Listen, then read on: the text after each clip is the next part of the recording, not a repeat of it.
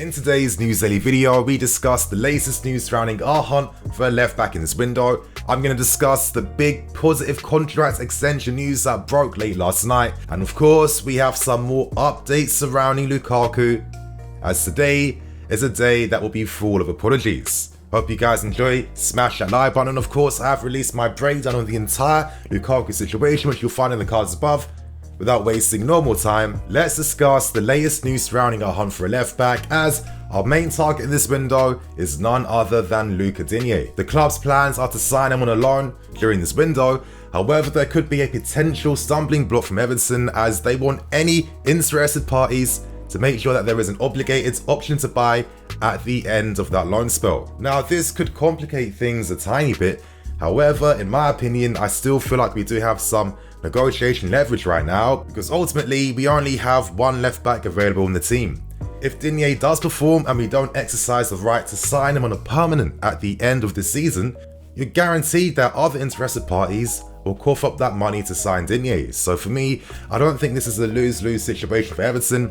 I guess having the ability to take Digne off their wage book for half the season, that's going to save them a few million. And on top of that, they will earn some healthy money from a loan fee, which we'll have to pay to bring him here to begin with. So I still think that we can get our way. I still feel like we can sign him only on a loan, because for me personally, I like to see how he does first before we exercise any options to sign him on a permanent. Now with Digne, we know that he has that Premier League experience. He has experience participating in big squads throughout his entire career. Of course, he is a French international. He's played for Barcelona, he's played for Roma, he's played in Europe, he's fluent in many different languages, and ultimately for me, this is a deal that must get wrapped up quickly. I don't want to wait 2 weeks, 3 weeks, or the end of the season.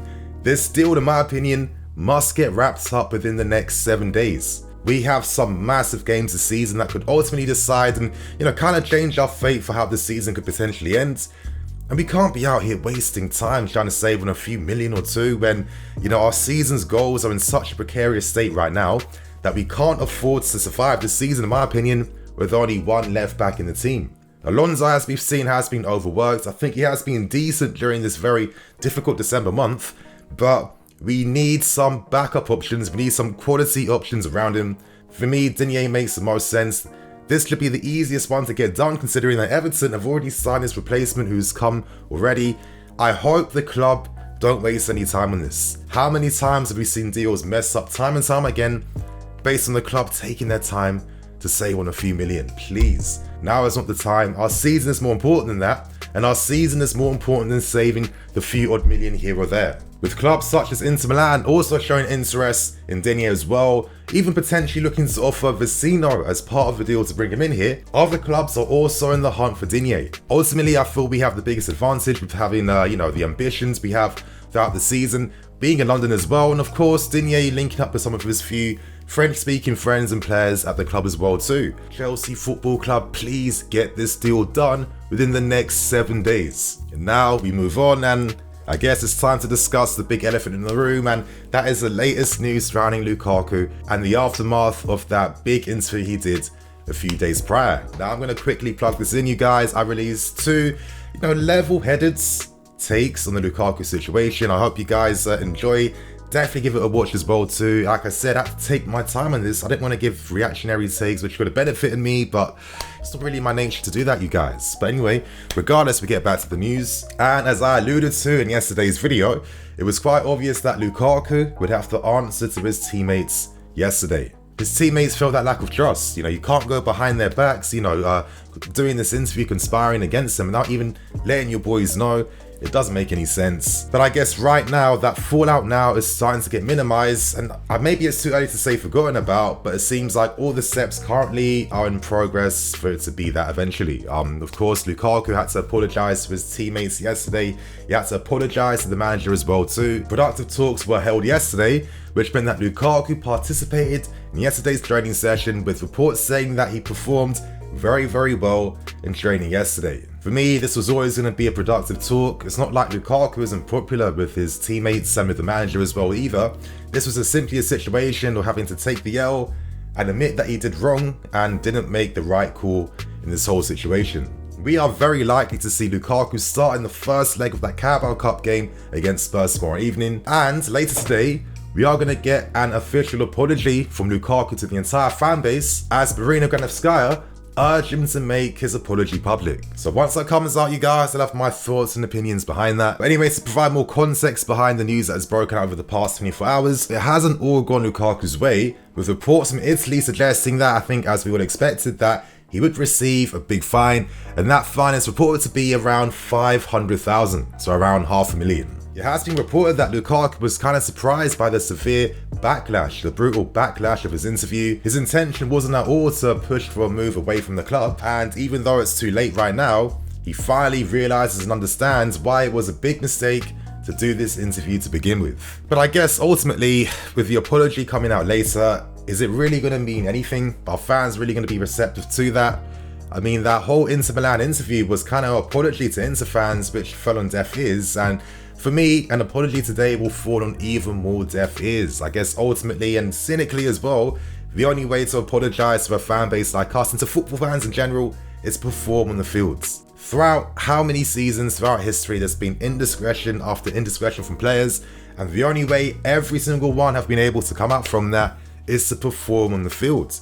If Lukaku becomes potentially our leading goal scorer at the end of this month, and he's bagged in a few goals that have won us games, I guarantee by the end of this month, all of this will be blown over and people just won't care as much. There are lots of talks of binning Lukaku, selling him, letting him leave in January, but I mean realistically, are the club, especially a club like us, going to just throw away over 100 million, 150 million in investments over an interview? Absolutely not, especially when the player has no bad blood with anyone at the club either. Ultimately, scoring goals is the only acceptable apology at the end of the day. After a few goals and a few good performances, this drama will die down substantially. For me, as I said before, if the squads and Tuchel are quick to forgive and get over this, then for me, I'll have the same exact energy as them.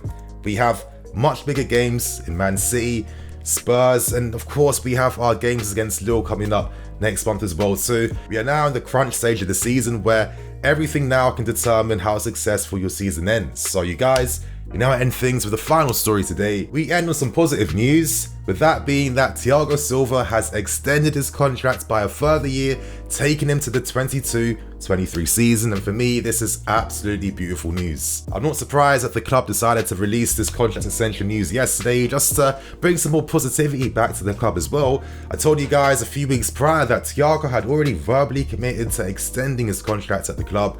It just came down to a few more legalities and a few technicalities as well before this was officially announced. And I guess with the uncertainty surrounding players like Azpilicueta, Christensen and Rudiger, to tie down Silva, who is arguably our best defender in the team currently, is the stability that we will need for future seasons. With Christensen and Rudiger potentially leaving at the end of the season, you'd imagine that the defenders we look to sign for next season will be players under the age of 23, 24, and of course have someone like Silva's leadership, his world-class ability, and most importantly, that mentorship in which he will impart invaluable knowledge to players like your Trevor Chalobahs, your Levi Corbells, and any future defenders we look to sign.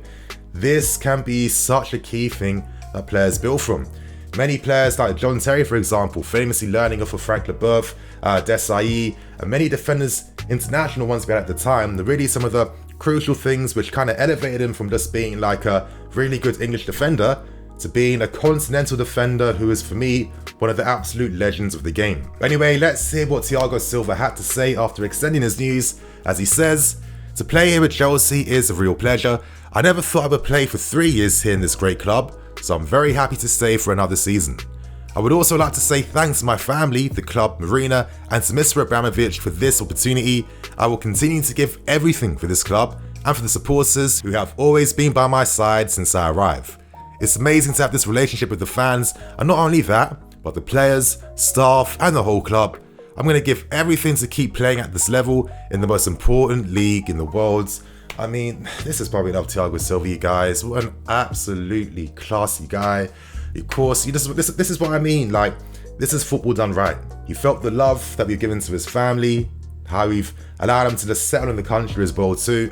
When you create that emotional bond, you guys, us fans in the end benefit from that in the long term. So on that note, I'm Digne FC, this is Blue Lions TV. I'll catch you guys later with the Spurs preview. Cool.